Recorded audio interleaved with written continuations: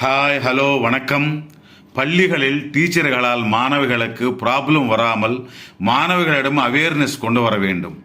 மனிதர்கள் மத்தியில் இருக்கும் மிருகங்களை கண்டுபிடிக்க அவர்கள் பிஹேவியர் கண்டு உடனடியாக வீட்டில் சொல்ல வேண்டும் என்றால் முதலில் நல்லது கெட்டது சொல்ல வேண்டும்.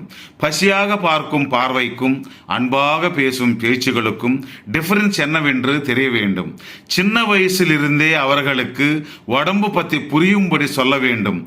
குட் டச் என்றால் என்ன, பேட் டச் என்றால் என்ன என்று புரியும்படி சொல்ல வேண்டும். தவறான யோசனையுடன் டச் செய்தால் அந்த கீசகர்களை பற்றி வீட்டில் தாய் தகவனுக்கு சொல்லுவாங்க.